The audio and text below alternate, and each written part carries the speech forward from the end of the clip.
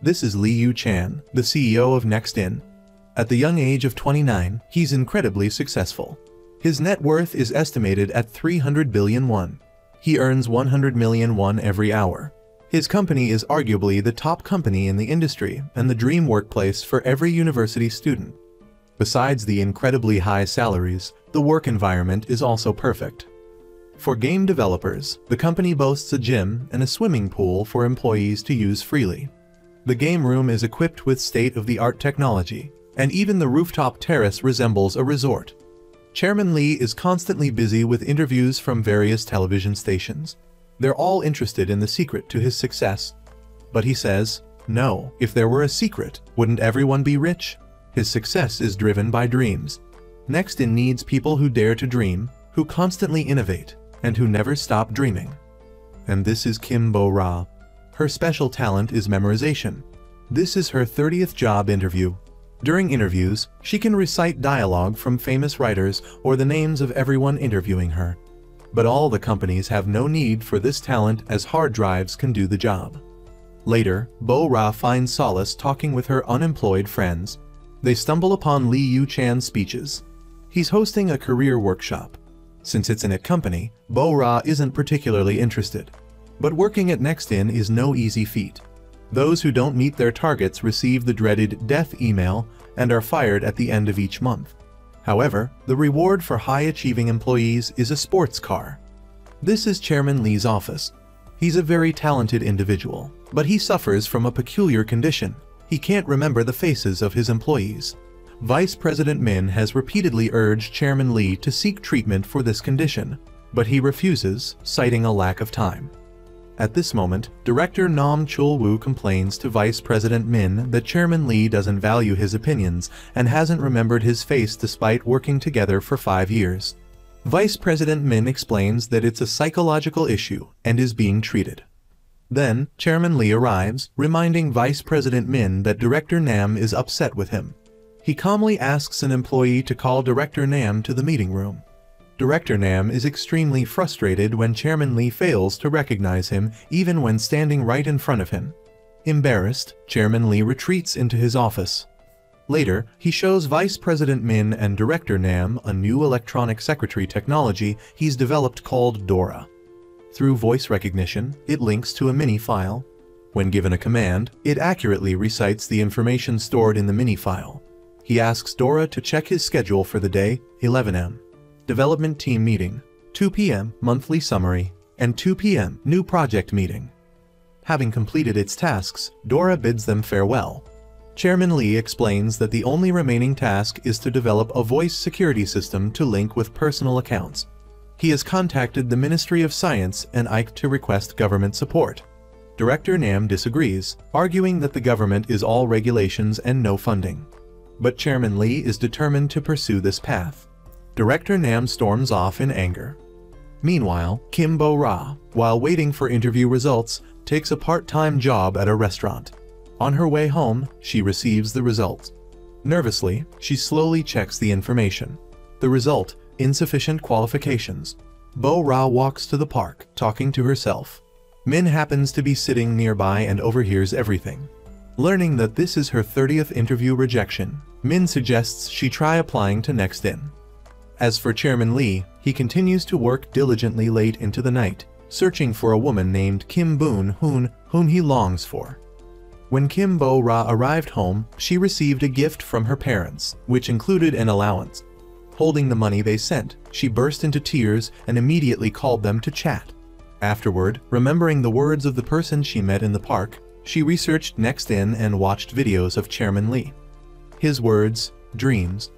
NextIn needs people with dreams, creative individuals who never stop dreaming, deeply motivated Kim Bo-ra. The next morning, she bought a new pair of shoes and Summit books. Bo-ra told Park Mi-so that she was going to work at NextIn. Mi-so was puzzled since Bo-ra knew nothing about it, but Bo-ra claimed that she could memorize everything just by reading through it.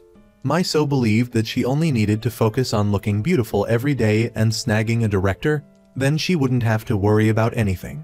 Bo-ra advised Mi-so to focus on self-improvement for success instead. The following morning, Mi-so dressed up and cheerfully went to NextIn. The place was luxurious, with many young people attending the event. Chairman Lee stepped out and introduced himself. He then posed perplexing questions that stumped everyone, including himself. He didn't necessarily need the correct answers, but sought convincing arguments to believe in the proposed solutions. People had ideas, but no concrete answers. He then asked Bo-Ra what she intended to do there. Taken by surprise, she couldn't answer immediately. Chairman Lee was displeased by her lack of purpose. He asked the crowd, "Those of you who are here for the 100 million won salary, stand up." Half the room rose. He continued, "What will you give me in return for that salary?" Silence. He told those standing to leave. Then, pointing at Bo-Ra, he declared her a failure of the education system. Just then, Bo-Ra tripped and fell. Remembering her parents' expectations, she took off her shoes, stepped down, and recited the entire history and development of Next-In. Chairman Lee acknowledged her impressive memory, but stated he had no need for it. He dismissed her as a parrot. Infuriated, Bo-Ra retorted that he was incredibly rude. She wasn't a parrot, but Kim Boon-hoon. Stunned, Chairman Lee was reminded of the woman he longed for, even in his dreams. Bo-Ra then walked away. Yu Chan, regaining his composure, tried to find her but couldn't. He rushed to check the applications but couldn't find her. Yu Chan was frustrated and upset. Meanwhile, Bo-Ra went to vent with her friend. She declared herself Kim Boon-hoon, leaving her friend wide-eyed in astonishment. Her friend couldn't understand why Bo-Ra would take someone else's name. Even Bo-Ra was confused by her own words and started to cry. While Yu Chan sat lost in thought, Min Tae-ju approached him.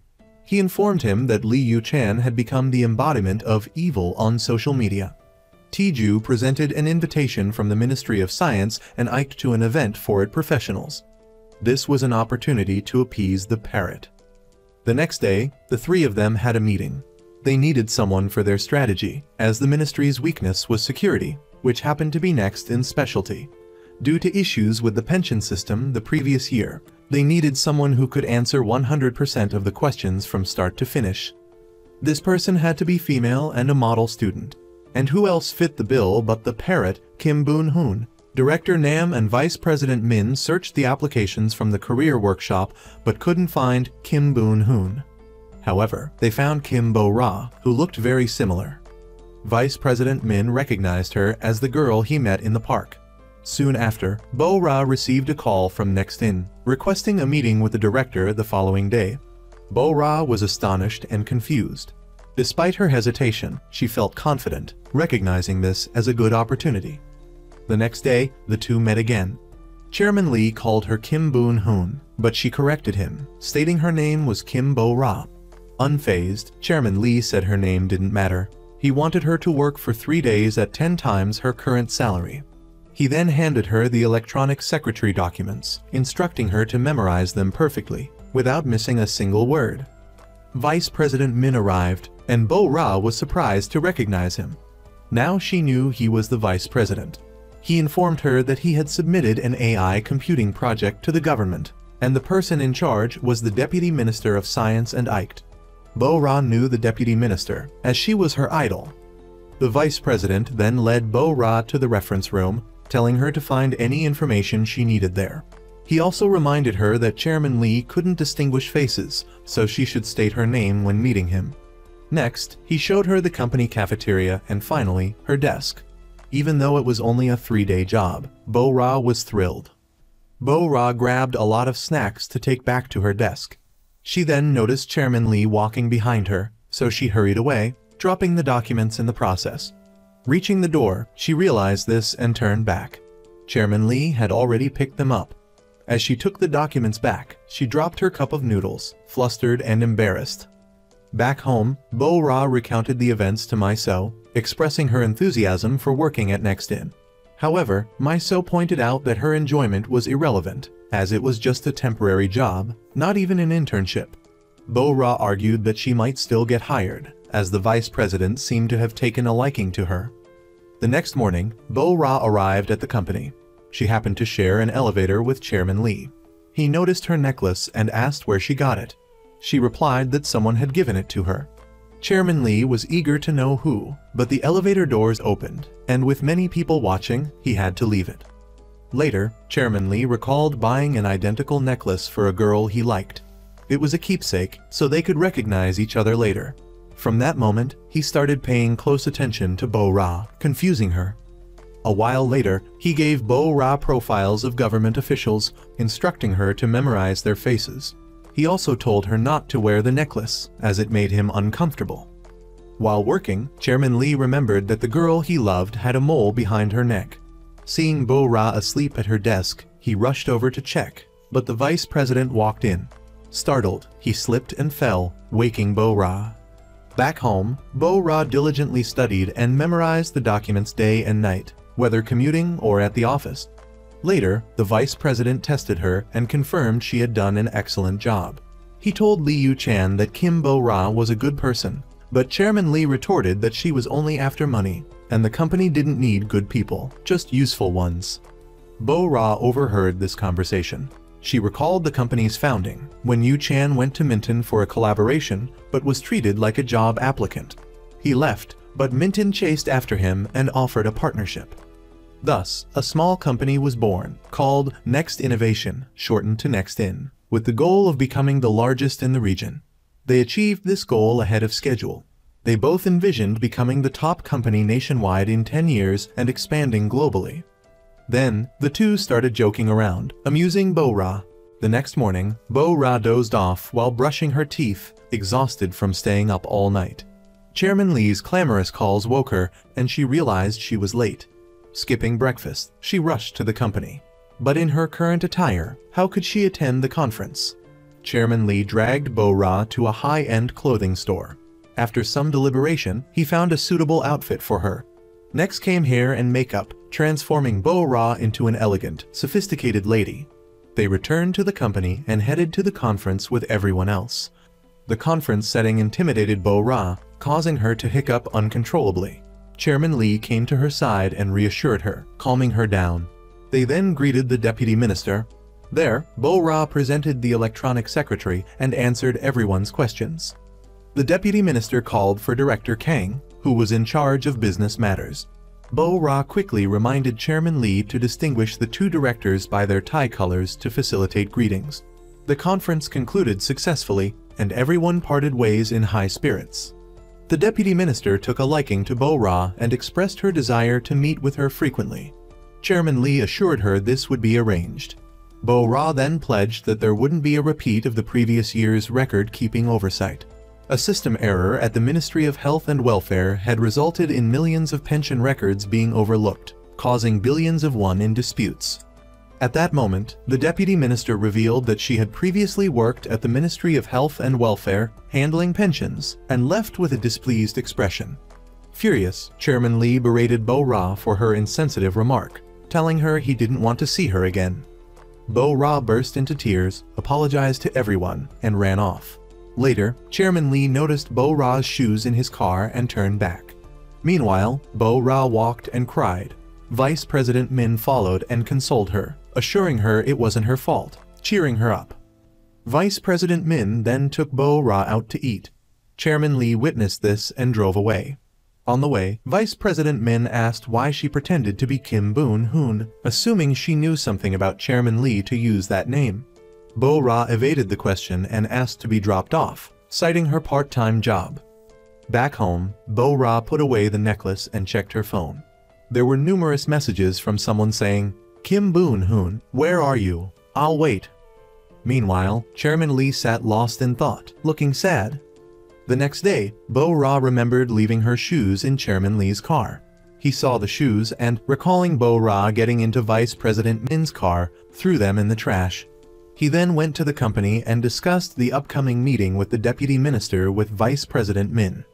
Vice President Min was worried because the deputy minister requested both Chairman Lee and the security expert Kim Bo-ra to attend. They were now in a predicament. Chairman Lee insisted on calling her back, confident she would come. The vice president trusted that Bo-ra would handle the task well. Bo-ra was called in. Upon seeing her, Chairman Lee put on a serious act and introduced her as a security team leader from Beijing, brought in for the electronic secretary project. He instructed the project team to gather in the meeting room. There, he revealed that Bo-ra wasn't an expert but a fool. However, because the deputy minister liked her, they had to maintain the charade. He instructed everyone to keep this secret, including all company employees. He then told Bo-ra to go prepare. Many employees looked at Bo-ra with a mixture of skepticism and admiration. Bo-ra was offered a 1-month contract. If she successfully persuaded the deputy minister to invest in the project, she would receive 20 million won, an astounding sum for her. Bo-ra told Chairman Lee that everyone in the company was calling her the goddess of security systems. They both burst out laughing. Bo-ra suggested telling the truth would be better, but Chairman Lee disagreed. He argued that the government wouldn't invest in a university student, and if the truth came out, the project would be ruined. He told her to leave and stay quiet. He also told her she could continue wearing the necklace he bought. Back at her workstation, before she could even settle in, the vice president called her in to ask about the previous incident. He questioned why she claimed to be Kim Boon-hoon. Bo-ra explained that she blurted out the name in anger and didn't mean anything by it. She also promised not to do it again. Afterward, Bo-ra and Chairman Lee had a meeting with a deputy minister. During their conversation, Bo-ra mentioned how much she admired the deputy minister, like any other student. This infuriated Chairman Lee. He reminded her that she was the security team leader of Nexin, not a student. It was utterly foolish. The chairman gave her materials to prepare for the meeting next week. But now, Bo-ra didn't want to deceive the deputy minister any longer, as she thought the truth would eventually come out. The chairman assured her that after completing this task, she would be transferred to their China office, and everything would be fine. Later, Chairman Lee drove her to school. She asked about her shoes, but he gave her money to buy a new pair, having already thrown the old ones away. Bo-ra burst into tears, scolding him because those shoes were special to her. She angrily walked away. He later recounted this incident to Vice President Min. The vice president explained that shoes are very important to women, often holding sentimental value and meaning. He'd likely unintentionally hurt Bo-ra's pride. Back home, the chairman frantically searched for the shoes but couldn't find them. Meanwhile, the deputy minister happened to see Bo-ra chatting with fellow students about job applications, raising her suspicions, but she didn't say anything. At the following meeting, the deputy minister had Bo-ra present everything about the electronic secretary. Bo-ra was pleased, thinking she had done well. As she was about to go to lunch with the vice president, she received a call from Chairman Lee. He told her to get in his car. Bo-ra wanted to know what she had done wrong, but the chairman simply said she was like a recording machine. He drove her to a shoe store and bought her a pair identical to the ones he'd thrown away. Afterward, they went to eat. Watching Bo-ra tuck her hair behind her ear while eating, the chairman was reminded of his ex-girlfriend. They seemed so similar. Back at the company, Bo-ra diligently studied its fundamentals, day and night. Curiosity led her to the company's history wall. Looking at a photo, she remembered meeting Chairman Lee before. She then wrote her name on the wall. Suddenly, the chairman walked in but didn't notice her. Bo-ra was smugly pleased with herself for not being caught. She returned to her desk, tidying up to go home. Looking up, she saw the chairman still working diligently, even though most people had left for the day. She reflected that nothing in life comes easily. Arriving home, Bo-ra received news that she passed the interview with the artist company. Miso was puzzled because Bo-ra didn't seem happy. Bo-ra tried to hide her feelings because for her, Nexin was still her top choice. The next day, Bo-ra told the vice president the news. He congratulated and encouraged her. However, Bo-ra asked if she could become a Nexin employee instead. He advised her to take the opportunity at hand. Bo-ra was slightly disappointed, but he explained that she needed some time at the artist company. Once she gained enough confidence, returning to Nexin wouldn't be too late. Bo-ra agreed and told the vice president that she would no longer attend the electronic secretary meetings or lie to the deputy minister. Later, Bo-ra returned to Nexin. She felt a mix of contemplation and attachment to the place.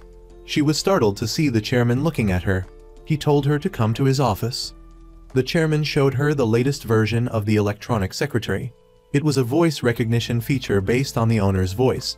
He excitedly hugged Bo-ra because the system had successfully analyzed 99%. The model for the electronic secretary was none other than Bo-ra, foolish, pitiful, incompetent, but full of potential. The chairman told Bo-ra to prepare well for the upcoming presentation. He left happily, leaving her no time to respond. Early the next morning, Bo-ra prepared early to go to her interview at the artist company. On her way, she received a call from the vice president. He told her to come to the office because there was a serious problem. Bo-ra explained that she was on her way to her interview. The chairman remembered and told her to go ahead and not worry. Meanwhile, the deputy minister wanted to clarify something with Chairman Lee. She happened to see Bo-ra while giving a lecture.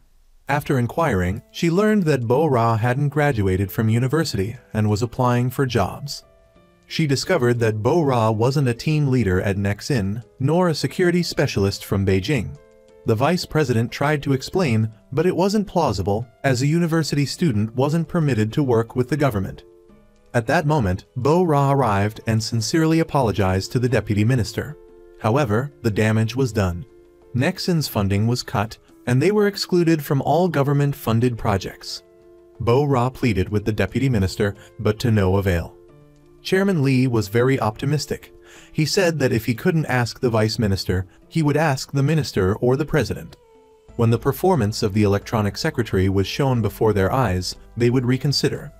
Then, he asked the vice president to send an email to terminate the contract with Kim Bo-ra. Looking at Chairman Lee's indifferent expression, the vice president was not satisfied. He said that Bo-ra had skipped the interview with the artist because of the electronic secretary project. However, the chairman seemed indifferent and called the staff to book a ticket to Geneva, because the voice recognition system had been confirmed to be international standards. He believed that the vice minister would definitely reconsider the electronic secretary project. On the way, he called Bo-ra and said that even if she came for the interview, she wouldn't be accepted, and that there was no problem with the electronic secretary because he was going to Geneva. At this time, Vice President Min went to find the vice minister's subordinate to explain everything. However, this person said that the vice minister was determined. Meanwhile, Bo-ra kept looking for the vice minister, day or night, rain or shine, just hoping to explain everything. But she still couldn't meet her. At this moment, Chairman Lee called. He asked Bo-ra what she wanted to hear most from her mother so that she could install the avatar program for the electronic secretary and create a new order. Bo-ra was angry, scolded him in the pouring rain and hung up. When Chairman Lee returned, Vice President Min reported that Bo-ra was still following the vice minister because she thought it was her fault. Bo-ra hoped that the vice minister would change his mind. Afterwards, Bo-ra had an interview with the Western Corporation. Chairman Lee came and asked why she was looking for the vice minister. He even asked her if she was going to kneel down to beg for forgiveness. Bo-ra thought that if the problem was solved, kneeling would be fine. However, Chairman Lee said that she was not at fault. She just did as he said, and it was his fault. With that, he grabbed her hand and pulled her away. The chairman also revealed that the deputy minister had changed his mind, as the digital secretary had received the final evaluation from the ministry. Hearing this, Bo-ra thought he had come to apologize to her, but the chairman insisted that the project would have been successful without her. He said that he would take responsibility for telling her to lie, and then gave Bo-ra a card, officially recognizing her as a Nexin employee. Bo-ra screamed with joy because her dream had come true. Afterwards, she called her parents and family members to tell them the good news. The whole family congratulated her on finding the job she wanted.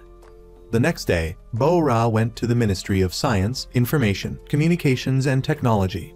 The deputy minister said that she had considered the digital secretary because of Chairman Lee, not because of Bo-ra.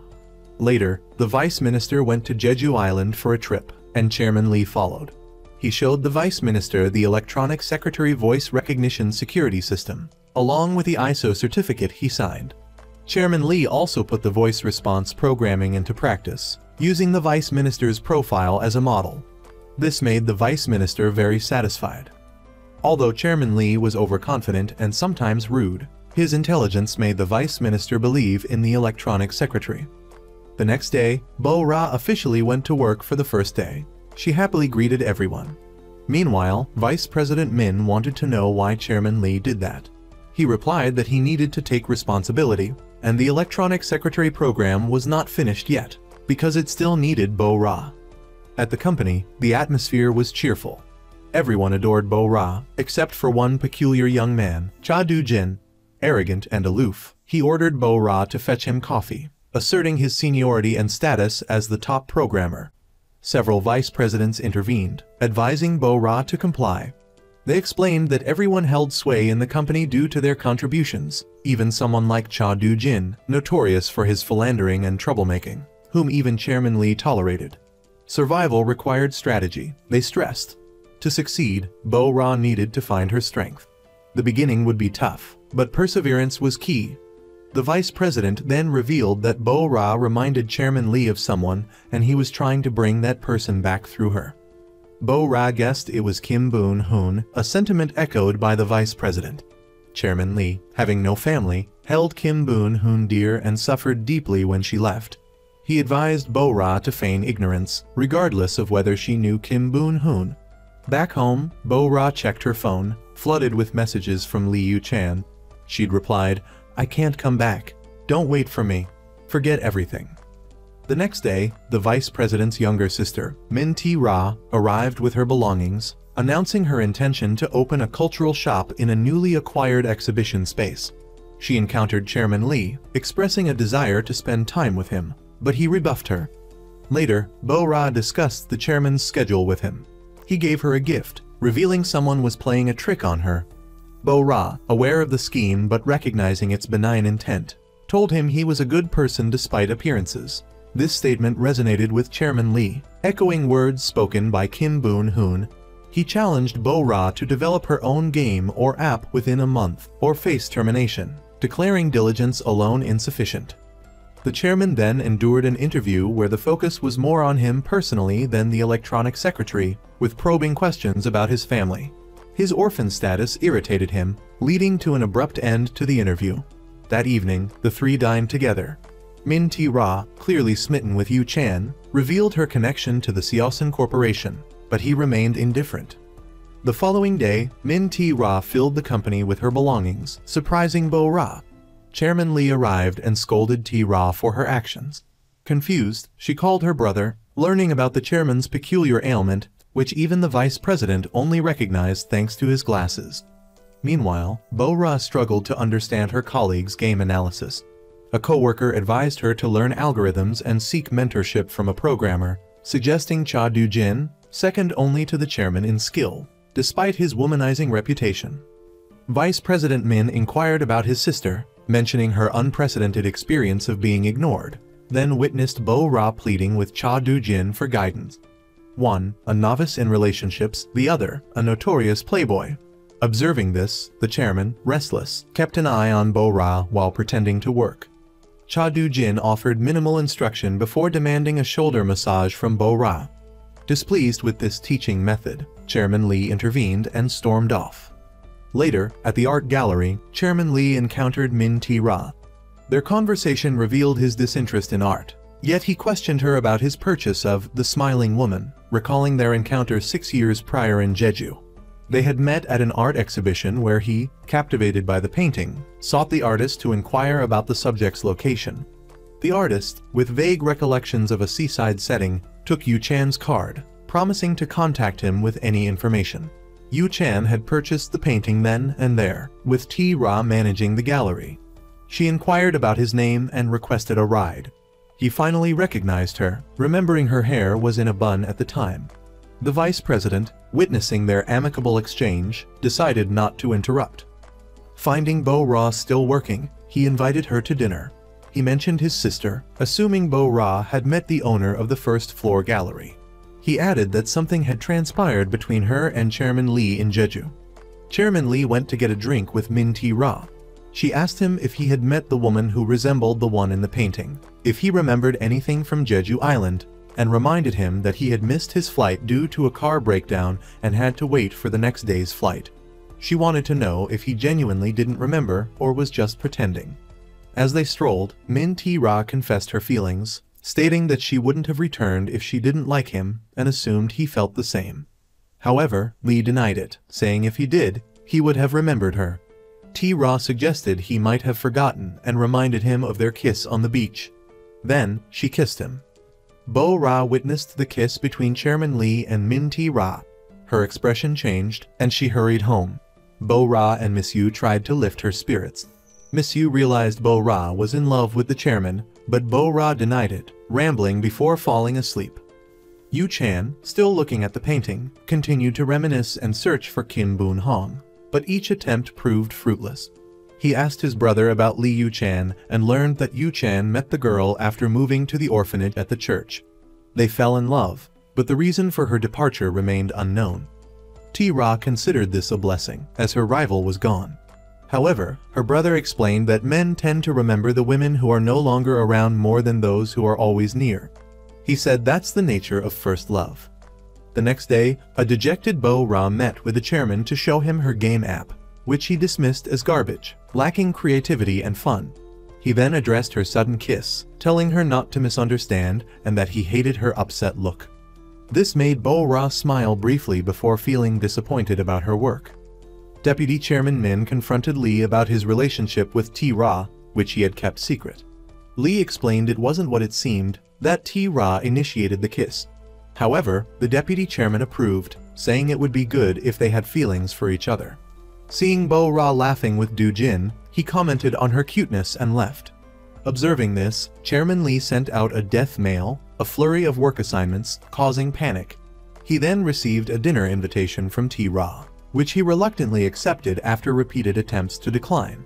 She wanted a date, but he insisted on just being friends, unfazed by her wealth and beauty. On the way back, she brought up their missed airport meeting before her trip to New York, claiming she wouldn't have left if he had come. She urged him to prioritize rest and romance. Back at the company, he overheard Bo Ra and Du Jin still chatting, startling them. He scolded them, questioning how staying up all night with an empty mind could lead to good ideas, and told Bo Ra to go home. Seeing Bo Ra leave with Du Jin, he worried and followed. Seeing them enter her house, he became concerned, checked her address, and called the police, reporting a burglary in a house where someone was home alone. Miss Yu saw him and asked who he was, but he didn't answer and ran off. The police arrived, found nothing, and left. Du Jin also left, and Miss Yu seemed reluctant to see him go. Inside, Miss Yu mentioned seeing someone outside the house, and was sure it was Bo Ra's boss. Days later, Bo Ra showed the chairman her revised app, which was still terrible. Despite working all week without sleep, she didn't cry. He told her that working long hours wasn't the key, especially with Du Jin as her unhelpful mentor. He told her to stay away from him. Bo Ra then questioned him about his presence at her house a few days prior. He admitted it, claiming concern for the company's reputation if something happened to her. He told her not to worry about it. Bo Ra confided her failure to Du Jin, who became withdrawn and went to the rooftop. He confessed that people made fun of him for creating a successful shooting game 2 years ago and his inability to create anything since, despite his efforts. He envied Lee Jones' genius. Bo Ra encouraged him to be happy even as an ordinary person. While Bo Ra and Du Jin were meeting Miss Yu for a meal, they saw Chairman Lee and T-Ra in a car together. T-Ra presented a cake, marking their first date, but Yu Chan declined, fearing potential heartbreak for both of them. T-Ra insisted on trying, promising to stop if it became painful. Bo Ra witnessed Miss O and Du Jin's first date, then realized she'd left her phone at the office. She bid them farewell, promising to see them later. T-Ra drove Yu Chan back to the company, seeking his agreement to something, but he remained silent. Back at the office, they ran into Chairman Lee. He invited Bo Ra for noodles, but the restaurant was closed. Bo Ra decided to buy groceries and cook for him, demonstrating her domestic skills. After a long wait, the meal was ready, but it wasn't to Chairman Lee's taste, leaving Bo Ra disheartened. Chairman Lee made coffee while Bo Ra, startled, stared at a painting. He called to her, and she explained the romantic movie she was watching because he couldn't differentiate the characters. He fell asleep on her shoulder. Curious, she reached out to touch his cheek, but he woke up. She pretended to sleep, and he brushed her hair aside, seemingly about to kiss her, but hesitated and woke her. Flustered, Bo Ra rushed away. DJ Choi, as always, gazed at Kim Boon Hong's picture. Du Jin and Miss O, now genuinely fond of each other, shared a passionate kiss. The next day, Chairman Lee admired the painting at the gallery when Bo Ra approached. Mistaking her for Min T-Ra, he suggested they date. Only when Bo Ra spoke and he noticed her necklace did he realize his error. Yu Chan visited the orphanage, his former home, and was advised by a friend to forget Boon Hong and pursue T-Ra, who supposedly had everything, while his feelings for Bo-Ra were deemed unreal. Bo-Ra alternated between giggling, remembering the near kiss, and frowning pensively, confusing Miso. Miso revealed it was payday, but more importantly, the email of doom arrived. Everyone anxiously awaited the results, and Cha Du-in was the unlucky recipient. He confronted Chairman Lee, who cited declining game performance, sloppy upgrades, and a lack of innovation. He bid Du-in farewell. Du-in warned Bo-Ra to be careful and packed his belongings. Bo-Ra called Chairman Lee, but he didn't answer, so she went to the gallery. He suddenly proposed they date, stunning her. He'd seen her necklace and was confused. T-Ra arrived just then, and Yu Chan abruptly left. Bo-Ra pleaded for Du-jin's reinstatement, believing herself responsible. She denied any relationship with him. Chairman Lee laughed, admitting his mistake and clarifying he'd meant to ask T-Ra out, mistaking Bo-Ra for her. Humiliated, Bo-Ra left. Chairman Lee called T-Ra and asked her out, delighting her. She abandoned work to meet him, wanting a public kiss. Bo-Ra witnessed this, feeling a pang of discomfort. In the elevator, Chairman Lee teased Bo-Ra, but she denied having feelings for him. He gave her a tissue, commenting on her flustered appearance. Miss Yu was trying to cheer up Du-jin, who was regaining his confidence after being fired. He declared he would release Suitor 2 inches in 3 months. The next morning, Bo-Ra received her first paycheck. Joyfully, she and Miso celebrated with a lavish meal and gifts for loved ones. Miso was surprised to receive a gift too. Bo-Ra presented the vice president with a tie featuring daddy long legs, thanking him for his support. He was touched, as she was the only employee to give him a gift. When Bo-Ra received her first paycheck, she had a gift for Chairman Lee, but he wasn't in his office. He was at a doctor's appointment for his psychological disorder. T-Ra asked him how it went, and he said it was the same as always. He didn't want treatment, claiming it wasn't inconvenient, but T-Ra insisted, not wanting to see his cold expression every time they passed each other. She then escorted him back to the company where he found Bo-Ra's gift and a note thanking him for helping her become a filial daughter. Later, there was a shareholders meeting, but Director Nam couldn't find the chairman. He told everyone that Chairman Lee was resting after working several nights on a project. Director Nam asked Bo-Ra to find him. She ran to the rooftop and found him asleep. After failing to wake him by calling his name, she shouted. Chairman Lee then asked her to help him with his tie, and surprisingly, he could clearly see her face. Just then, the vice chairman arrived, telling him everyone was waiting, and they hurried to the meeting. The shareholders disagreed with funding the project because the previous year hadn't generated enough profit. Chairman Lee, angered by this, questioned who had added the extra zeros to everyone's bank account balances. While he was up all night working on the new program, the shareholders were out enjoying themselves. He wanted them to think about that, about those zeros appearing in their accounts. After the meeting, the vice chairman asked Bo-Ra what she thought of his tie. She complimented it, and he invited her to dinner. As they were about to order, Chairman Lee and T-Ra arrived.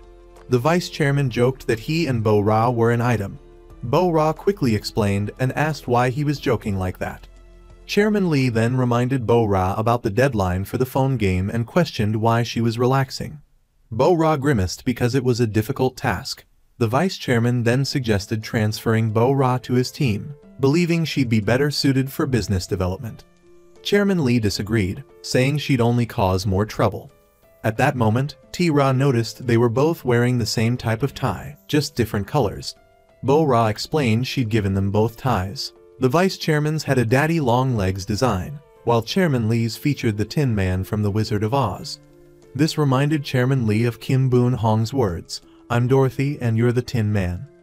He tensely asked Bo-Ra why he was the Tin Man. Just then, Bo-Ra received a message from Miso and excused herself, saying she had something important to attend to. That night, Chairman Lee dreamt of a blurry image of a girl, but when he looked again, he saw Kim Bo-Ra.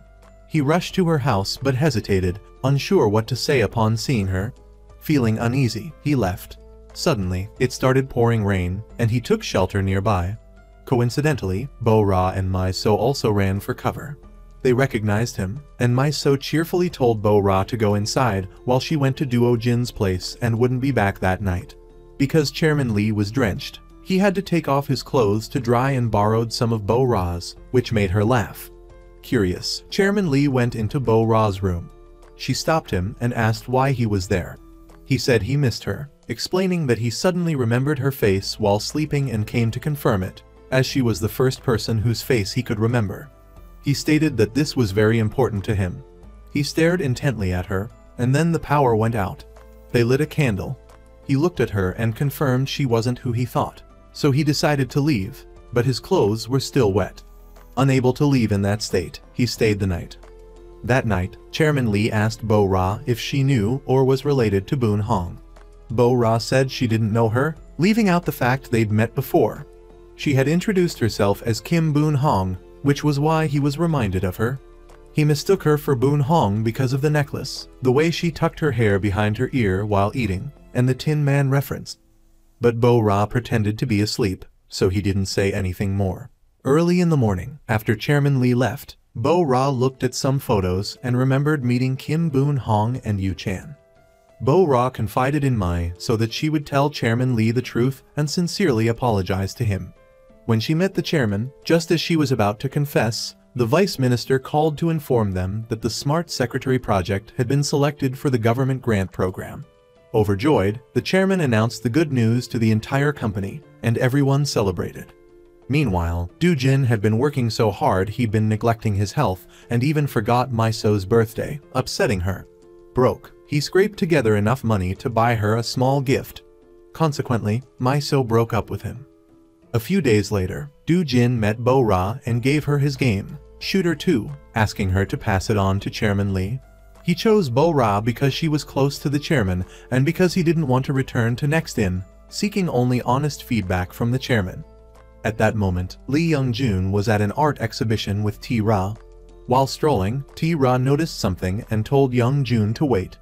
She approached a young, self-taught artist whose portraits were masterpieces and gave him her business card, encouraging him to get in touch, believing his talent shouldn't be wasted on the streets.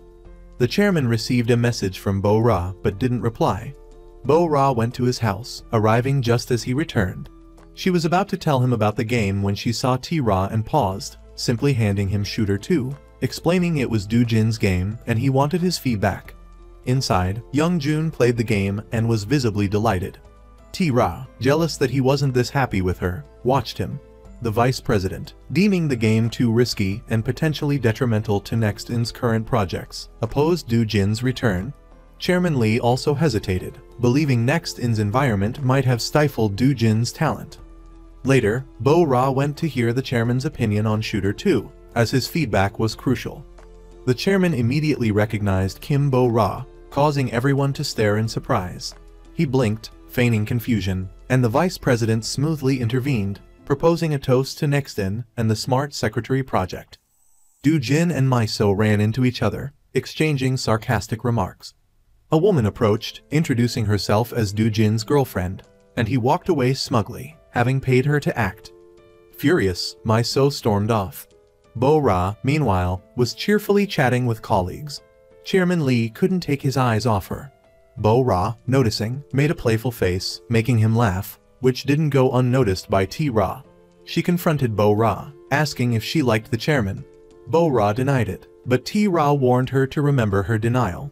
Later, Bo-ra questioned herself if she could like anything she wanted. Why couldn't she like the chairman? As the chairman stepped outside to take a call, he saw Bo-ra shivering while waiting for a taxi. He took off his jacket and placed it around her shoulders. Bo-ra asked why she couldn't like him, confessing she'd liked him for a long time. He called her foolish, but she insisted she wasn't, mentioning his visit to find Bong Hong in Namhee. She then abruptly stopped, realizing she'd said too much, and tried to leave. The chairman stopped her, demanding to know who she was and how she knew about Kim Bong Hong. Back home, Bo-ra cried in her room while Maiso comforted her. The next day, Bo-ra stayed home, wanting to hide in bed. The chairman, however, immediately called the Smart Secretary project team for a meeting. The vice president asked for Director Nam and Bo-ra to be present, but since Bo-ra was absent, he instructed someone to notify her immediately. During the meeting, the chairman discussed Big 5, an expanded version of Mini 5, surprising everyone since the government had just chosen the Smart Secretary project. The chairman explained the Smart Secretary was merely bait. Their ultimate goal was Big 5. The vice president then asked the chairman if he was confident about Big 5. Chairman Lee stated that he'd come this far to do just that, adding that if the vice president disagreed, he wouldn't proceed. The vice president encouraged him to continue. At this time, Bo-ra wasn't at work. The vice president called her, but her phone was off. The chairman said he'd removed Bo-ra from the project. The two had a meeting with the deputy minister to discuss Big 5, and everything went well. On their way back, the vice president wanted to know what had happened with Bo-ra at the party. Chairman Lee explained that she'd tricked him to get into Next In, saying her name was Kim Boon, then claiming not to know who Kim Boon Hong was. She used the name to get attention. The vice president corrected him, saying he was the one who asked Bo-ra to attend. She'd said she'd rather not go to Next In, but the vice president insisted and warned her not to mention Pun Hone to the chairman. Back at the company, they learned that Western Electronic, a rival company, had entered the personal integrated data network market with a product called MIFA. The deputy minister, also aware of this, called Chairman Lee. She pointed out that the names and security were different, but the themes and algorithms were the same, suggesting a leak. However, the chairman saw this as an advantage and wanted to see which project would prevail. Director Nam was worried, as Western Electronic had seemingly endless technology, resources, and funding, while Nextin needed investor approval for server funding. The chairman angrily retorted that it was his company and his project, and he had purchased the servers with his own money. Meanwhile, T-Ra was modeling for a young artist. After seeing her portrait, she complimented its realism. Her brother arrived shortly after. After their conversation, T-Ra said she would ask their father for help, but her brother told her it wasn't necessary. T-Ra insisted it was the right thing to do for Yu-chan. She wanted to know how Yu-chan recognized Kim Bo-ra, and her brother dismissed it as a coincidence. The vice president called Bo-ra again, but couldn't reach her, so he went to her house. Bo-ra apologized for breaking her promise to him, but the vice president wasn't there to blame her. He wanted to know what she planned to do next. Bo-ra said she would meet with the chairman and explain everything, then apologize.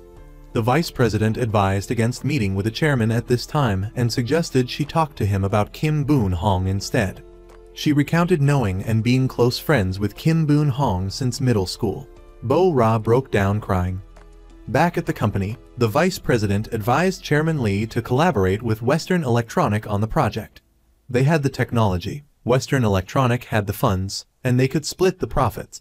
This was the only way to save Big 5. The vice president then revealed that he had met with Bo-ra and learned that Kim Boon Hong had passed away 7 years ago from cancer. Bo-ra knew her from a nursing home in Namhee. This was a shock to Chairman Lee.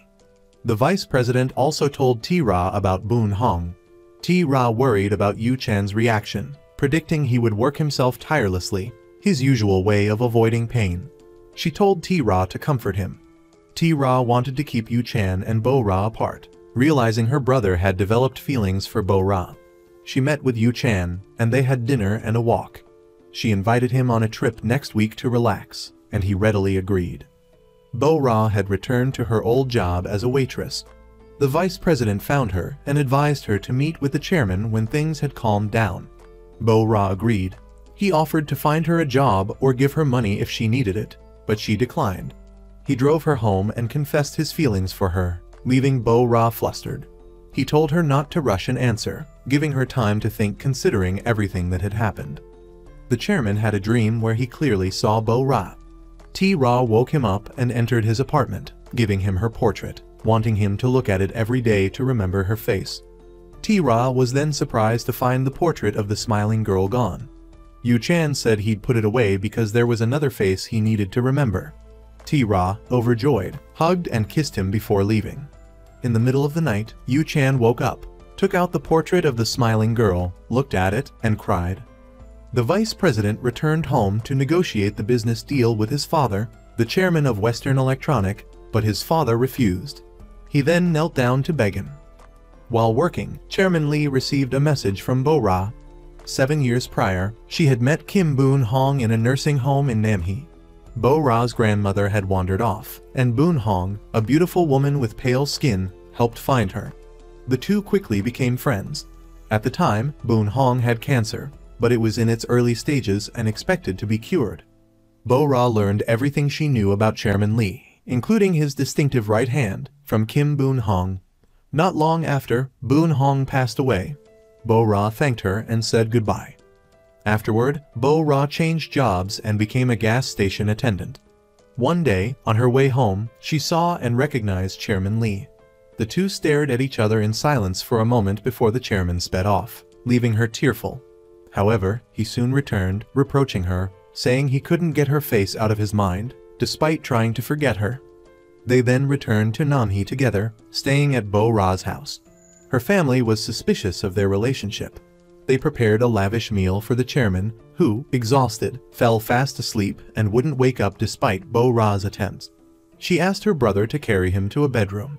The family wondered why he was so tired, and Bo Ra explained that he hadn't slept for days.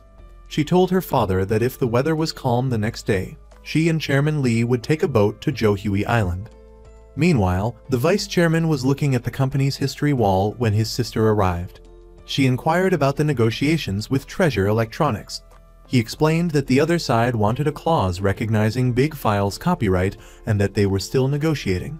He then asked T-Ra why she hadn't gone on vacation yet. She said Yu-chan had gone to Namhee to sort things out emotionally. The vice chairman then texted Bo Ra and learned that she was also in Namhee and staying with Chairman Lee, which greatly annoyed him. When Chairman Lee woke up, he ate ravenously. He wanted to go out to sea, but the weather was too stormy. He resumed working on the Big File interface. He asked Bo Ra to try it out, but she was so clumsy with it that he became frustrated. Bo Ra argued that they were creating it for everyone to use, not just make-in employees, and that some people weren't familiar with computers, so the simpler the interface, the better. The chairman realized the interface was flawed and decided to scrap it and start over, acknowledging that a difficult and boring user experience would be disastrous. Meanwhile, T-Ra, while viewing Artist Park's paintings, noticed something amiss and stepped outside to call the young artist, Lai Dong Hwa. However, the number was no longer in service. At that moment, Du Jin arrived at the exhibition with his new girlfriend. Afterward, as they were about to leave for dinner, they ran into an old classmate, and Mai-so and Du Jin had an awkward encounter, exchanging sarcastic remarks and sharp glances. Mai-so and her boyfriend then left. Back in Namhee, Chairman Lee was testing Big File with Bo Ra's grandmother, but it wasn't working correctly yet. They returned to the city, and the chairman told Bo Ra to return to work the next day. There would be a meeting on Friday to explain Big File. He told her to say she'd been on vacation if anyone asked. Regarding their relationship, he said he was still involved with T-Ra and couldn't be with Bo Ra. She replied that she hadn't expected anything from him anyway. Just then, T-Ra called, asking where he was and informing him that the vice chairman had been seriously injured and was in the hospital. The chairman rushed to the hospital.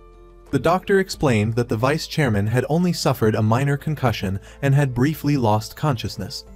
The chairman reviewed the security footage but couldn't see the attacker's face. However, the attacker knew the security code, suggesting it was someone within the company. He visited the vice chairman, asking if he had glimpsed the attacker. The vice chairman said he'd only seen a fleeting image and then asked if there were any problems with the machinery. Luckily, he'd been there to prevent a disaster. Chairman Lee reported the incident to the police and, suspecting an inside job, wanted to investigate the employee's personal assets and computers. The vice chairman disagreed, arguing that it would damage morale and reflect poorly on the company's security. He then asked if Yu-chan liked Bo Ra. Although the chairman said he needn't worry about T-Ra, the vice chairman clarified that he was worried about himself, as he liked Bo Ra. He said if Yu-chan also had feelings for her, he would step aside. He also revealed he had ended the partnership with Treasure Electronics because Yu-chan disapproved. T-Ra was showing artwork to clients when Yu-chan appeared. She rushed to meet him, embracing him and expressing how much she missed him. However, their reunion was short-lived as she had to leave. They parted with lingering affection. Meanwhile, Bo Ra visited Vice Chairman Min at the hospital, informing him of her intention to return to Next In. He, however, discouraged her, fearing Chairman Lee would hurt her. She apologized for being unable to have a long-term relationship with him and wished to return to their previous, platonic relationship. Vice Chairman Min asked if she had feelings for Chairman Lee, which Bo-ra confirmed. Their team had located the artist Dong Ha. Bo-ra aimed to verify that paintings attributed to Park were actually Dong Ha's work. Park's gallery manager agreed to return the paintings for 5 million won each, totaling 500 million won. However, Dong Ha denied the paintings were his and left. T-Ra urged him to clarify the situation, but the substantial sum involved silenced him. Unable to wait, T-Ra decided to destroy the paintings. She claimed she would buy them, giving Dong Ha free rein. She injured her hand in the process.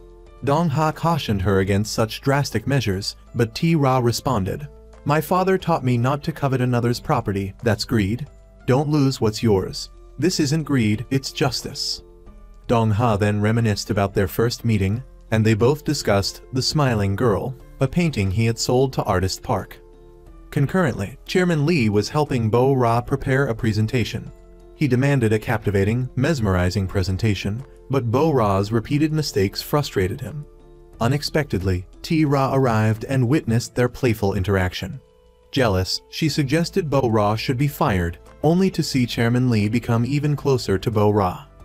Chairman Lee simply stated, "She's still very useful to the company." T-Ra requested a transfer for Bo-ra, but he told her not to worry about her, assuring nothing would happen. T-Ra showed him her injured hand, but he didn't show much concern. Disappointed, T-Ra sighed and left. The next day, T-Ra offered Dong Ha a 10-year contract, but he refused, likening it to slavery. However, he promised to continue painting and send her all his works, contract or not. T-Ra stepped out to take a call, returning to find Dong Ha gone. Meanwhile, a thoughtful Vice Chairman Min was approached by a former employee who had been fired. The employee questioned why the Vice Chairman hadn't reported him to the police. The Vice Chairman simply replied, "You won't dare do it again." He then limped to the company to witness the Big Five presentation. During the presentation, Chairman Lee highlighted positive aspects of Big Five, but shareholders opposed the project, urging him to abandon his useless dream. Chairman Lee was about to argue, but Vice Chairman Min intervened. Director Nam then announced that the shareholders and the board wanted to halt the Big Five project. Enraged, Chairman Lee decided to sell 10% of his 26% stake for 130 billion won to purchase land for a new business and launch a new project. The Vice Chairman suggested dividing the remaining shares equally, 5% each, but the Chairman refused, claiming Big Five was his and the Vice Chairman bore no responsibility. The Vice Chairman was saddened, believing Big Five was a joint venture. Director Nam advised the Vice Chairman to persuade Chairman Lee, warning him of potential dismissal if the project continued. That evening, Bo-ra returned home to find Chairman Lee waiting. He mentioned he missed her aunt's intimidating face, causing them both to laugh heartily. He then departed, leaving the Vice Chairman watching from afar, then silently leaving as well. The next day, the company was in an uproar due to a data breach exposing customer personal information. With no signs of a system intrusion, the police quickly launched an investigation into NextIn. While the Vice Chairman remained outwardly calm, the Chairman and employees frantically searched for solutions. 2 days before the breach, Vice Chairman Min told his sister not to wait for Rocho anymore, claiming he was only self-serving. He added that Yu Chan was currently with Bo-ra in Namhee and was trying to sabotage him. Therefore, he needed Yu Chan removed from his position as chairman and asked for T-Ra's help. T-Ra remained silent, then went to see Yu Chan. She asked him if Bo-ra was the reason he cancelled their trip. Yu Chan told her not to worry about Bo-ra. When she asked if he liked her, Yu Chan hesitated, only saying he was trying his best. T-Ra said that if he didn't have feelings for her, they shouldn't see each other anymore. She left in tears, heartbroken over her feelings and the impending events. At this time, the Vice Chairman was discharged from the hospital, so Bo-ra picked him up. As they arrived home, the Vice Chairman saw the man who had assaulted him the previous day. He quickly pulled Bo-ra close to prevent her from seeing, urging her to go home quickly. Afterward, he handed the data of 10 million people to the assailant. The man questioned the reason, as this could destroy the company. but the vice chairman said it was the best way to force Chairman Li out. He also instructed the man to immediately go to China to buy the shares Chairman Li had sold. Meanwhile, Chairman Li had no choice but to apologize to customers for the data breach and enlist the police's help. All employees, including T-Ra, saw this news. T-Ra called her brother and protested this action as it could bankrupt the company. Later, T-Ra confronted Bo-Ra, questioning why she lied about not liking Yu-Chan. Bo-Ra explained that she wasn't sure of her feelings at the time, but now she knew. She affirmed she had no intention of interfering between them and that the chairman didn't truly like her either. She expressed her hope that T-Ra and Yu-Chan would be together. T-Ra believed her, but still wanted Bo-Ra away from Yu-Chan. Bo-Ra replied that if she were fired for incompetence, she would accept it. But being fired for liking Chairman Li would be absurd. She refused to leave, causing T-Ra to angrily declare that the only solution was for Yu-Chan to leave Nextin. That night, Bo-Ra received a call from Du-Jin. She recounted the company's situation and current troubles. Du-Jin revealed that the fired employee was seeking revenge, and many wanted to take their anger out on Yu-Chan. He told Bo-Ra not to worry, as this was his specialty. Incidentally, he deliberately teased Mai-So during the conversation. Mai-So curiously inquired about Du-Jin, but Bo-Ra told her to call him herself. Mai-So refused. Later, she experienced abdominal pain and went to the restroom. Upon exiting, Mai-So was in such pain she crawled on the floor. Bo-Ra rushed her to the hospital, where doctors diagnosed Mai-So with appendicitis, requiring immediate surgery. Returning to the company, Bo-Ra discovered an emergency shareholders meeting. The shareholders were furious, demanding explanations from the chairman and demanding an apology on bended knee. Yu-Chan stated that if kneeling would solve the problem, he would do it immediately. However, he affirmed that finding a solution to the situation remained his top priority. Then, a young shareholder spoke. He initially invested in Nextin for profit. Upon further research, he admired Chairman Li's relentless innovation, which had surprised the world. He had always trusted the chairman with his investment. Chairman Li asked for his name, bowed deeply, and apologized. He promised to rectify the situation and pleaded with the shareholder not to sell his shares, assuring him his faith wouldn't be misplaced. Afterwards, the vice chairman met with Chairman Li, stating their mistake in allowing the chairman to act unilaterally, creating unnecessary enemies. This was the root cause of the data breach and the destruction of the Big File project. Returning to his office, the vice chairman instructed someone to buy up all the company's sold shares. An employee informed the chairman that the Ministry of Information and Communications was repeatedly calling. The chairman instructed Bo-Ra and the vice chairman to go in his place.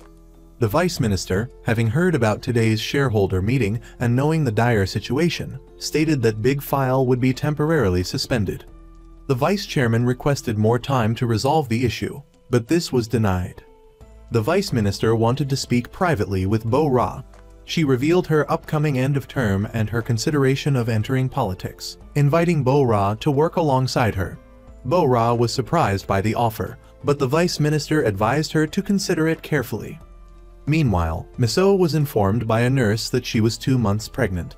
The vice chairman and Bo-Ra returned to the company. He apologized for his hug earlier, citing an inability to control his emotions. He was angry that Bo-Ra always thought of others, then stated that Yu-Chan would soon leave. This distracted Bo-Ra, causing her to miss a call from the chairman.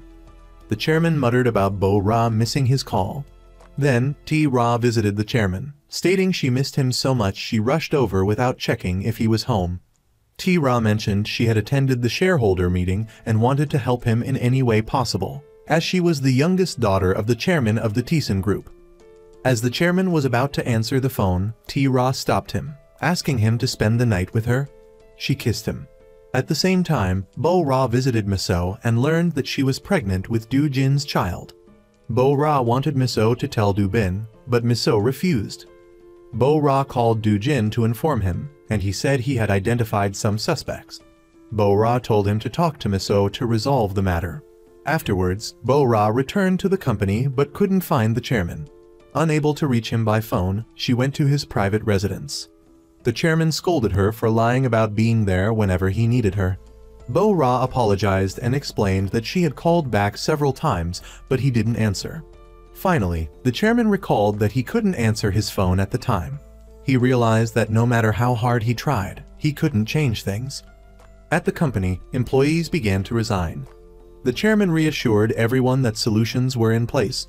He decided to compensate the victims of the data breach, using his shares to cover the losses and borrowing from the bank using the Big File project as collateral.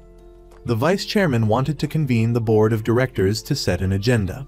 Director Nam proposed dismissing Chairman Lee, and everyone agreed. Bo Ra recalled what T. Ra and the vice chairman had said, realizing their prior conspiracy. That night, Du Jin met Miso to confirm everything. Learning that it was the result of a single encounter 3 months prior, and that Miso had since dated someone else, he angrily sent her away. Bo Ra met with Vice Chairman Min, asking if he and Yu Chan had switched places. The vice chairman said that Yu Chan going into hiding was the best course of action. Then, Bo Ra met Yu Chan. He stated he wouldn't leave and hoped she would stay. Finally, at home, Bo Ra inquired about Miso and Du Jin. Learning that Du Jin doubted the child was his, Bo Ra became angry and decided to cut off contact with him. Chairman Lee, upon arriving at the company, received news of his suspension and dismissal. This surprised Director Nam, as the initial plan was only to demote him to vice chairman. At this time, Du Jin's father also discovered that the person responsible for the data leak was team leader Go Jae-on, who had been fired the previous year. After leaving the company, he didn't join Thiessen but started his own company in China.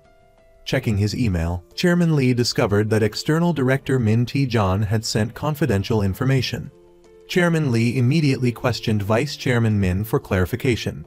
Vice Chairman Min admitted it, saying, "I nurtured you, protected you, gave you hope and dreams. If Yu Chan hadn't declared Big File as his own and done things his way, this wouldn't have happened." Following this, Yu Chan held a press conference, announcing his resignation as chairman and departure from NextIn. The two men glared at each other with mutual animosity. Vice Chairman Min revealed that NextIn and Thiessen Electronics had collaborated on the Big File project. When Yu Chan met with Director Nam, he learned that all his assets had been used for compensation, and he now had nothing. His projects also belonged to the company, driving Yu Chan to madness. He checked, but could no longer access Big File.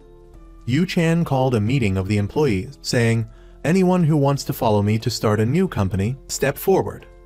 But no one responded, as everyone was loyal to Vice Chairman Min. Yu Chan lost his composure, shouting about how what he had created now belonged to someone else. Bo Ra watched him, tears falling, unable to help. Yu Chan left silently, avoiding eye contact. Bo Ra wanted to go with Yu Chan, but he told her to stay, not wanting her to see him like this. However, Vice Chairman Min called Bo Ra back, urging her not to leave NextIn. Bo Ra stated that she liked Chairman Lee and wanted to be with him. She ran after Yu Chan, asserting her desire to go with him because her heart told her to, stating she wouldn't regret any mistakes. Bo Ra rejected the Vice Minister's offer and Vice Chairman Min's pleas. She suggested Yu Chan take a commemorative photo, like the NextIn wall. For her, today was the first day of history, but Yu Chan considered it the last. They both went to the riverbank. Bo Ra told Yu Chan to stand up proudly. Yu Chan asked why she was so happy. She said, "Because you were once in a very high, inaccessible position, but now you're right next to me." Although they almost kissed, they stopped. Bo Ra said she would help Yu Chan plan and start over. The next morning, Bo Ra called Yu Chan from a small office, saying she would temporarily work there and promising to call when things were settled. She advised him to rest for a few days to recover. Meanwhile, Du Jin also told her there was no reason to see Mai So again.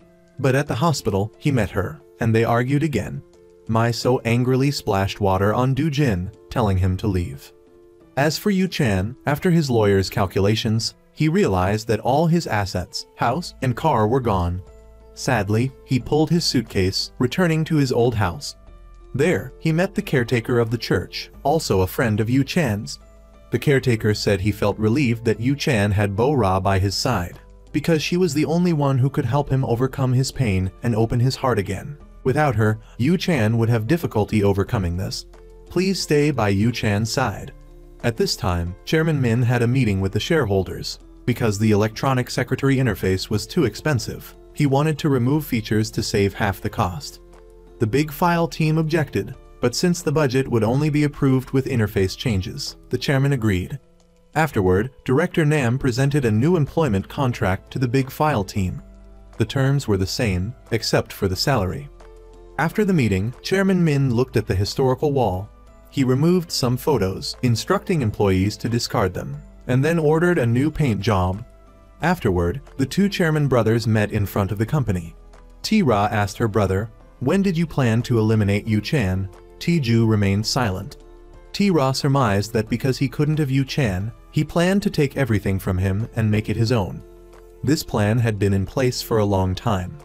Then, T-Ra left, while Yu-Chan went to Du-Jin's company. Du-Jin told Yu-Chan to feel free to use the workspace as his own. Then he had to leave for an appointment.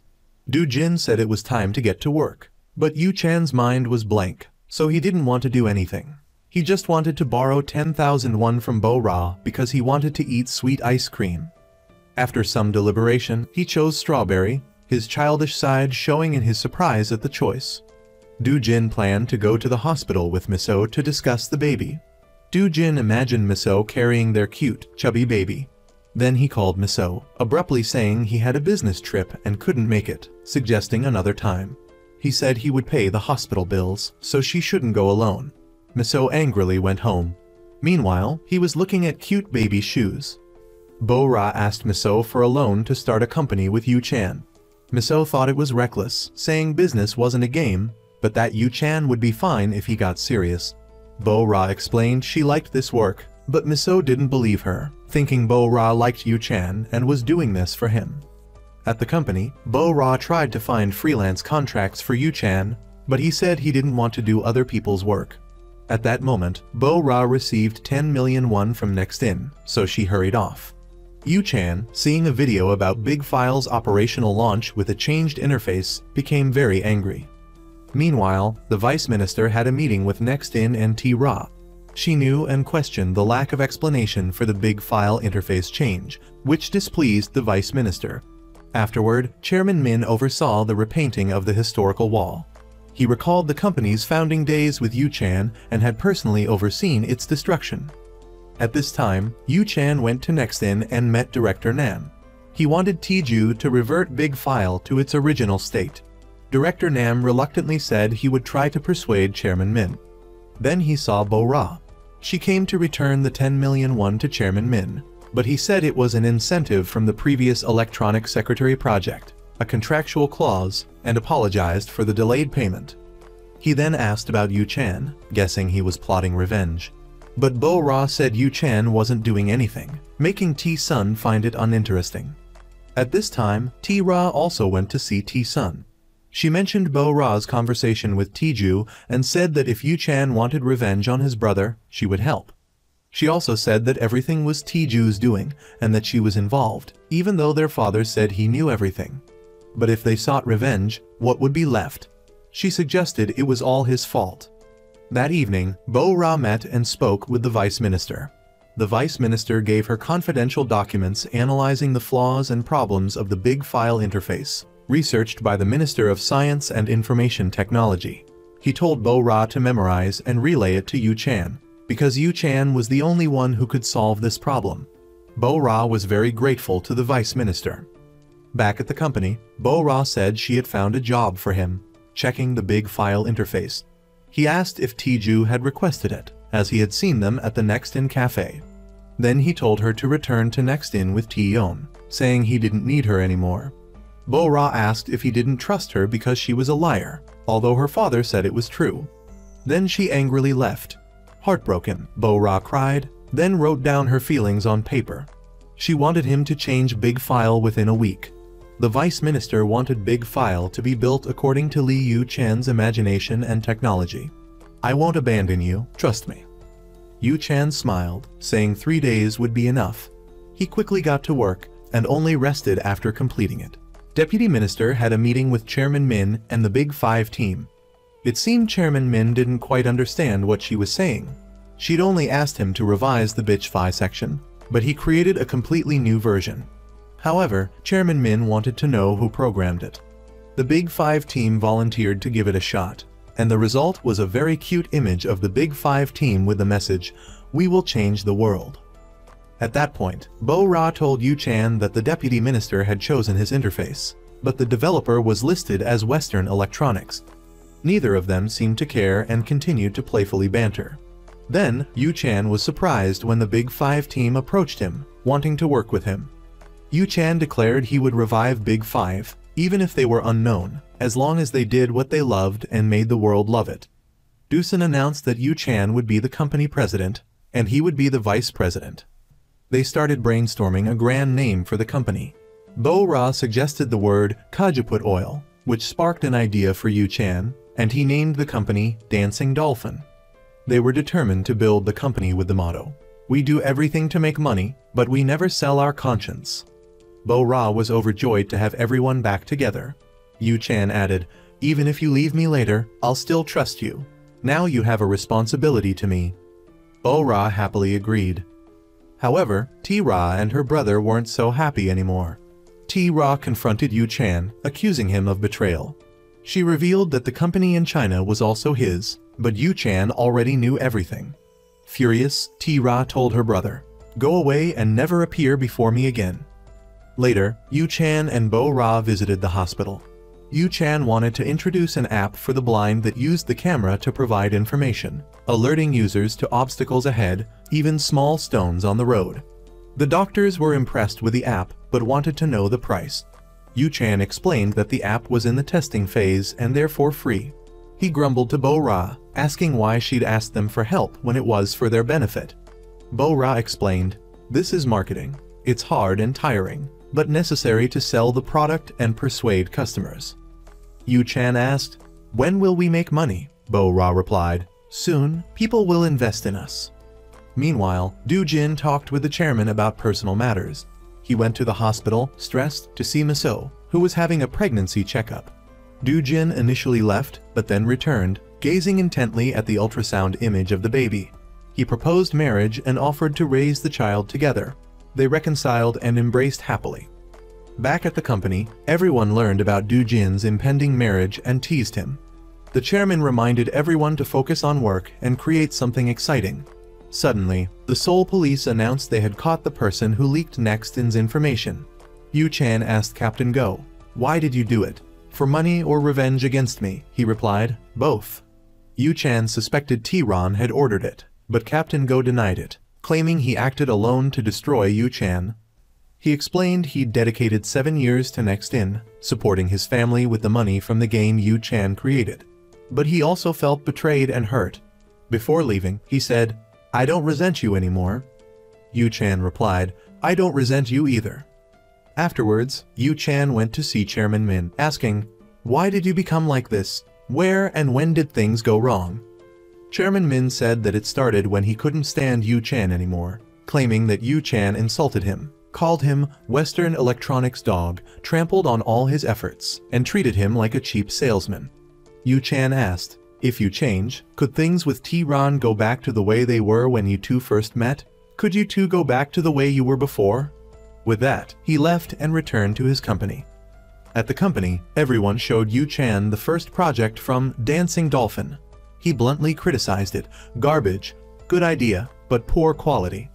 A disappointed Bo Ra asked, "Should we just throw it away?" But Yu Chan said he'd give them a week to fix it and make it more interesting. He assigned tasks to each person, surprising everyone by recognizing each team member's face. Later, Yu Chan and Bo Ra worked together to find partners for the project. He was now sincere, no longer rude or arrogant. On the way back, Bo Ra commented that he seemed a bit strained. Yu Chan replied, "I bowed my head on behalf of my employees." He confided that before, he only lived for himself. If he failed, he alone bore the consequences, so he had no fear. But now, he wanted to do well for the people who had come to his side. Bo Ra praised him. "You were amazing today." They both dozed off on the bus, their heads leaning against each other until the last stop. The driver had to wake them up to get off. Seeing Yu Chan look tired, Bo Ra pulled him to a nearby amusement park. There, Yu Chan recalled a childhood memory. This was the place where his mother abandoned him. He vividly remembered that morning. His mother brought him here, bought him ice cream, and said, "Wait here for me." But she never returned. Bo-ra speculated that his mother had her own struggles and comforted him, saying that one day he would find her.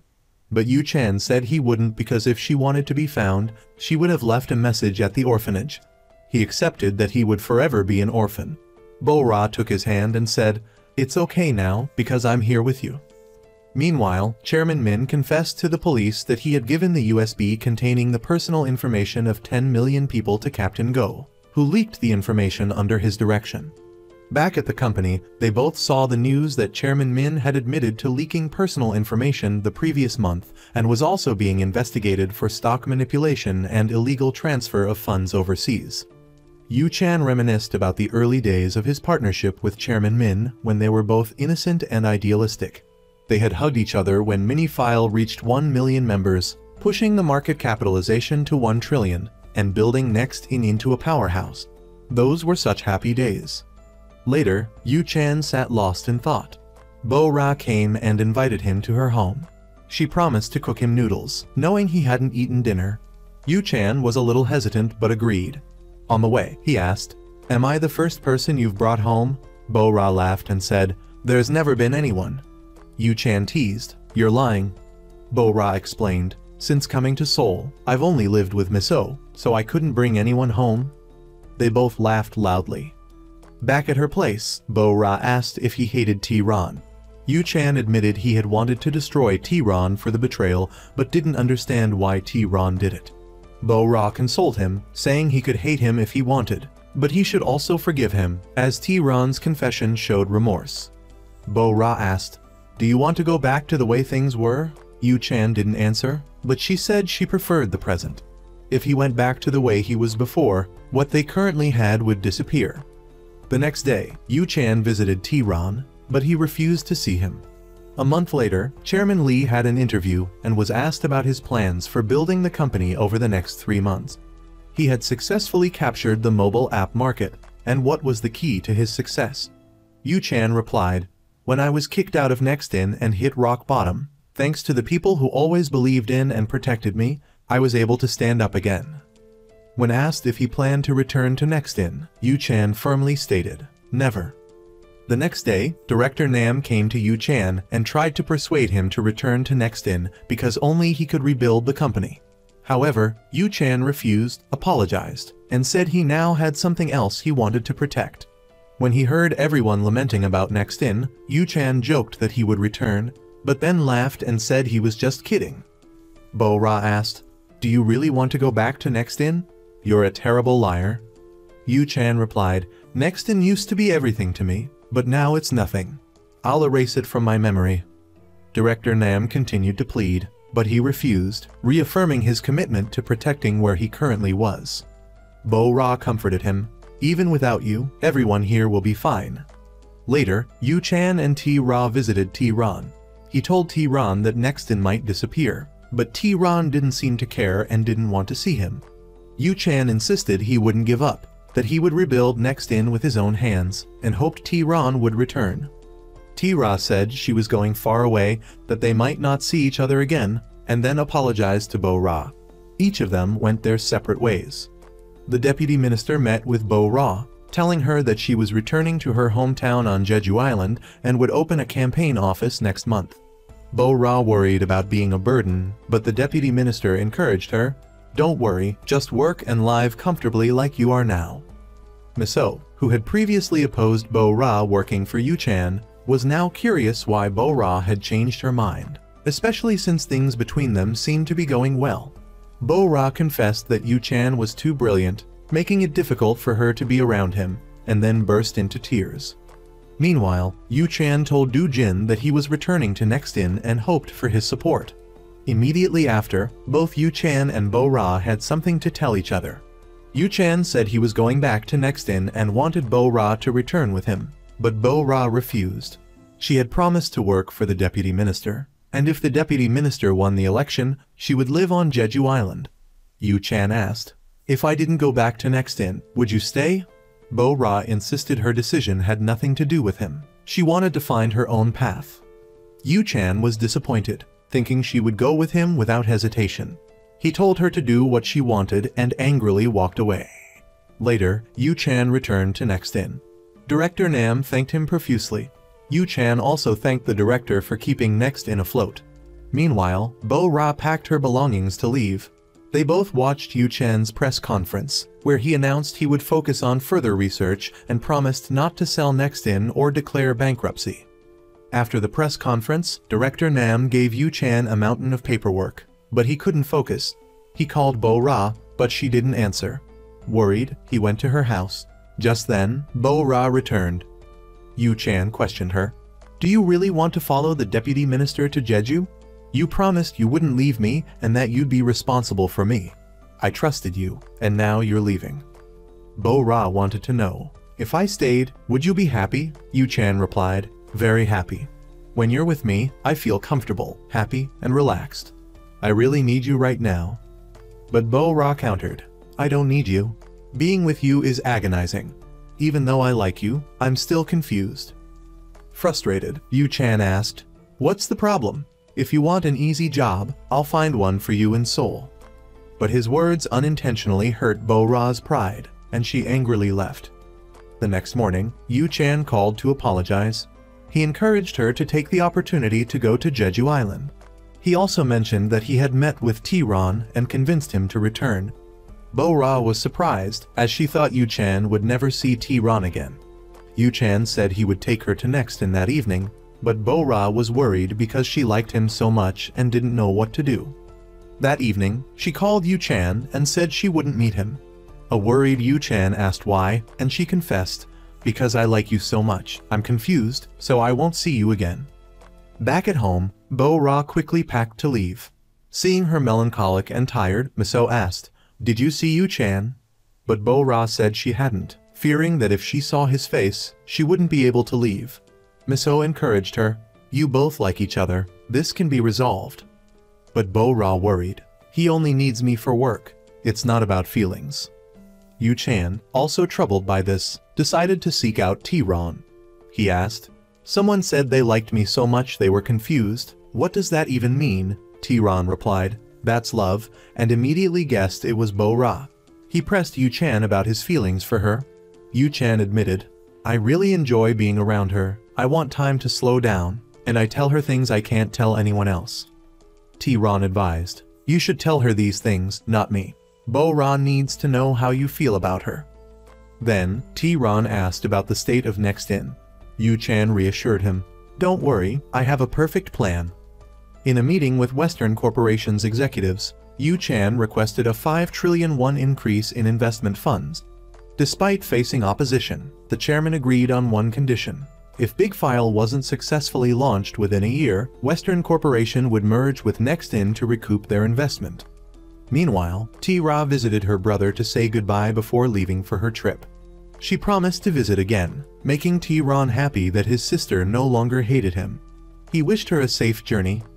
Meanwhile, Yu Chan and Director Nam realized they needed to recruit more staff due to their current shortage.